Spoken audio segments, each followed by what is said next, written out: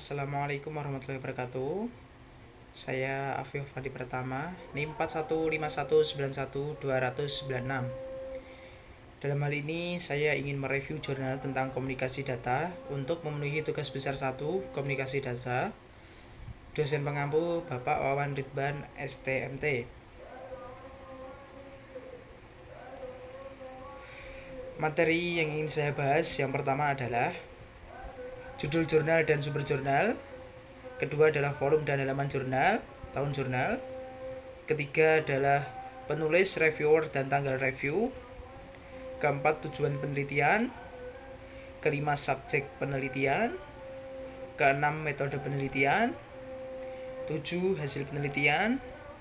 Kedelapan, kelebihan dan kekurangan. Kesembilan, perbedaan dengan rencana penelitian atau outputnya. Oke, yang pertama adalah judul jurnal dan sumber jurnal. Judul jurnalnya adalah analisis kompensasi dispersi menggunakan penguat raman pada jaringan WDM atau wavelength division multiplexing dalam komunikasi serat optik. Jurnal ini saya ambil dari halaman resmi ijournal.unri.ac.id, halaman resmi dari Universitas Riau untuk publikasi jurnal. Terus 2, volume dan halaman jurnal, tahun jurnal. Volume jurnal 15, halaman jurnal 02, tahun jurnal 2018. 3, penulis, reviewer, dan tanggal review. Penulis dari jurnal ini adalah Robi Ihsan, Romi Fadli Saputra, Saktioto dari Fakultas Matematika dan Ilmu Pengetahuan Alam Universitas Riau. Reviewer Afif Fadi Pratama, tanggal review 17 April 2021. 4. Tujuan penelitian. Yang pertama, menganalisa kompensasi dispersi pada jaringan WDM dalam serat optik menggunakan penguatan Raman atau FRE untuk memperkuat sinyal yang dikirim ke detektor. 2. Melakukan simulasi dengan memvariasikan frekuensi bandwidth dan panjang serat optik guna mencari nilai BER atau bit error rate terendah dan Q faktor tertinggi. Jadi tujuan dari penelitian ini adalah menganalisa kompensasi dispersi pada jaringan WDM dan mencari nilai BER terendah dan Q faktor tertinggi. Oke, baik. Subjek penelitian. Jurnal ini membahas tentang WDM, Fiber Raman Amplifier, Dispersion Compensation, Optic Fiber Communication. Yang pertama adalah WDM. WDM adalah salah satu teknologi multiplexing dalam komunikasi serat optik yang bekerja dengan membawa sinyal informasi yang berbeda pada satu serat optik dengan menggunakan panjang gelombang cahaya laser yang berbeda. Mediumnya adalah cahaya. Ya, terus FRE atau biasa disebut RFA, yaitu Fiber Raman Amplifier, digunakan untuk membantu masalah desain sistem transmisi optik seperti jarak bentak optis yang diperbesar dan peningkatan bandwidth RF tidak mengalami keterbatasan Erbium Doped Fiber Amplifier EDVA karena dapat diintegrasikan dengan serat transmisi dan dipompa pada jaringan gelombang apapun untuk menyediakan lebar pita dan mendapatkan kerataan dengan menggunakan kombinasi sumber pemompaan panjang gelombang berbeda. Oke, dispersion compensation adalah jenis serat khusus yang digunakan untuk kompensasi dispersi sinyal dengan nilai koefisien dispersi negatif. Selanjutnya, optical fiber communication, yaitu metode transmisi informasi dari satu tempat ke tempat lain dengan mengirimkan pulsa cahaya infrared melalui serat optik. Cahaya adalah bentuk gelombang pembawa yang dimodulasi untuk membawa informasi. Serat lebih disukai daripada kabel listrik ketika bandwidth tinggi, jarak jauh, dan kekebalan terhadap interferensi elektromagnetik diperlukan. Jenis komunikasi ini dapat mengirimkan suara, video, dan telemetri melalui jaringan area lokal atau jarak jauh. Oke, selanjutnya adalah metode penelitian.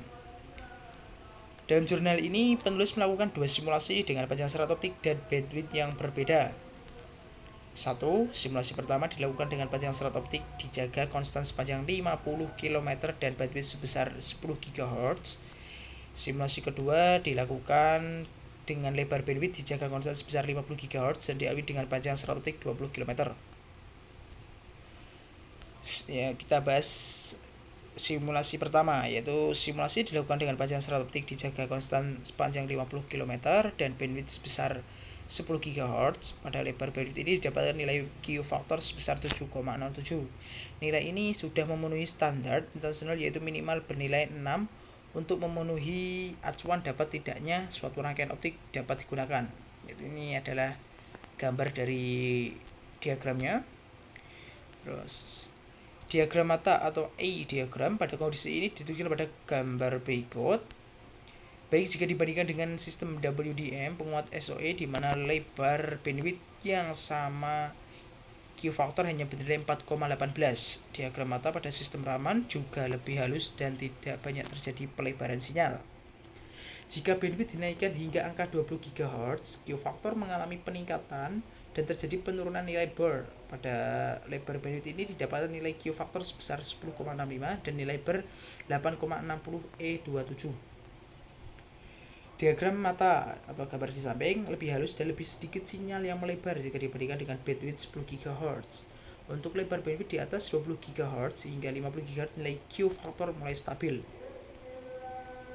Nilai Q faktor dan BER untuk variasi lebar bandwidth dapat dilihat pada tabel berikut ini. Ya, ini ditampilkan ada bandwidth, Q faktor dan BER. Untuk yang poin pertama 10 GHz, Q faktornya 7,07, BER-nya 7,26E-13. Untuk poin kelima yaitu 50 GHz, Q faktornya 10,81, 1,5, BER-nya 1,54E-27. Gambar diagram mata untuk rangkaian tanpa penguat Raman dapat dilihat pada gambar berikut ini. Ini adalah gambar dari diagramnya. Dari gambar tersebut dapat dilihat bahwa diagram mata pada sistem tanpa penguat Raman tersebut berbentuk acak dan tidak teratur. Hal ini menandakan sinyal tidak dapat sampai ke detektor. Dengan adanya penguat Raman, bentuk diagram mata menjadi teratur dan menjadi lebih halus, sehingga hal ini membuktikan bahwa penguat Raman dapat dijadikan sebagai kompensasi dispersi.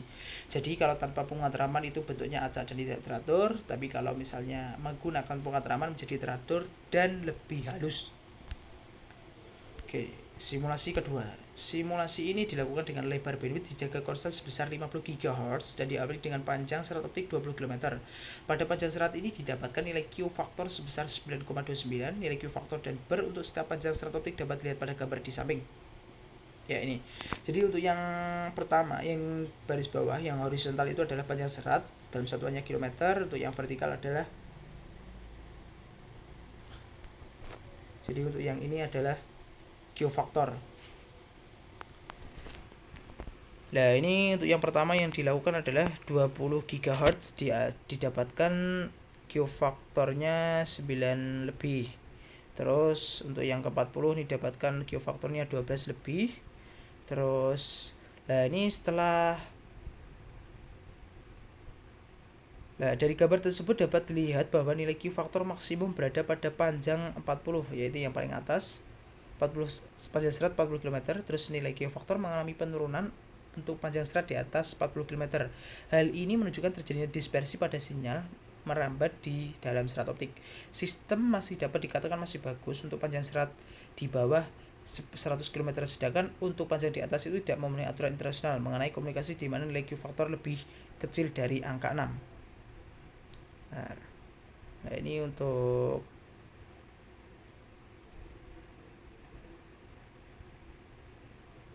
ini standarnya adalah ini. Nah, kenapa kok di atas 100 tidak disarankan? Karena untuk yang di atas 100 ini Q faktornya sudah di bawah 6. Sudah di bawah standar internasional. Oke.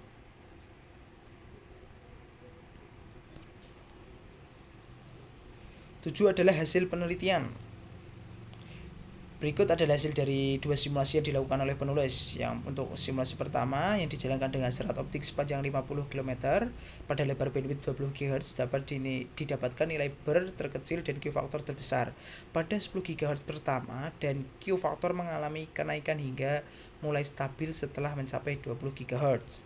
Terus simulasi kedua yang dijalankan dengan menjaga nilai bandwidth sebesar 50 GHz dengan menggunakan parameter yang diatur, sistem dapat mengirim sinyal hingga jarak 100 km. Hal ini dibuktikan oleh Q faktor yang bernilai di bawah angka 6 untuk jarak di atas 100 km. 8. Kelebihan dan kekurangan. Kelebihannya adalah abstrak ditulis dengan sangat singkat namun sudah menggambarkan isi jurnal. Kedua, jurnal ditulis dengan rapi, di mana paragraf atau baris-baris yang ditulis dalam jurnal tersebut rapi banget. Terus ketiga, penulis menjelaskan dengan detail metode penelitian dilakukan dan hasil penelitian juga dijelaskan dengan detail, yaitu dapat dilihat dari slide yang sebelumnya, di mana metode penelitian itu jelas dilakukan dengan dua simulasi dengan bandwidth panjang serat optik yang berbeda. Terus dari masing-masing simulasi tersebut itu memiliki hasil yang jelas seperti itu. Selain itu, penulis juga menambahkan tabel dari hasilnya dan menambahkan diagram. Terus poin 4 adalah pendahuluan yang ditulis jelas dan mudah dipahami oleh pembaca. Pendahuluannya itu tidak panjang dan tidak pendek dan mudah dipahami oleh pembaca. Penulis juga menyertakan tabel dalam memaparkan hasil penelitiannya, ya seperti yang poin 3 tadi saya jelaskan, di mana penulis ini juga melampirkan tabel, memunculkan tabel dalam memaparkan hasil penelitiannya. 8. Kelebihan dan kekurangan. Ya, ini dalam poin kekurangan. Diagram atau gambar yang ada di jurnal resolusinya kurang bagus sehingga pembaca mengalami kesulitan untuk memahami diagram gambarnya. Ya, sama seperti yang saya tambahkan tadi, gambarnya itu memang resolusinya kurang rendah. Itu saya dapatkan dari soft copy-nya. Akan tetapi kalau misalnya di file aslinya resolusinya itu bagus, jadi kekurangan ini tidak akan muncul. Jadi kekurangan ini berdasarkan file soft copy yang saya dapatkan. Seperti itu.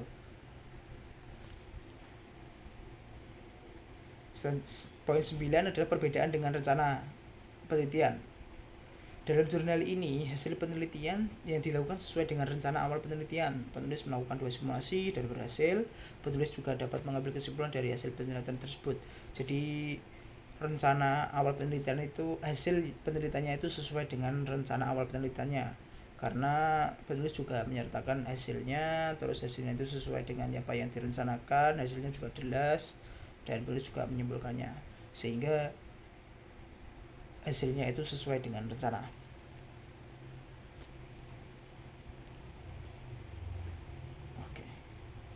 Oke, terima kasih.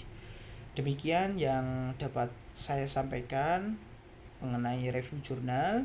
Apabila ada yang kurang atau apabila ada yang salah kata dari saya, mohon maaf. Sekian dari saya, terima kasih. Wassalamualaikum warahmatullahi wabarakatuh.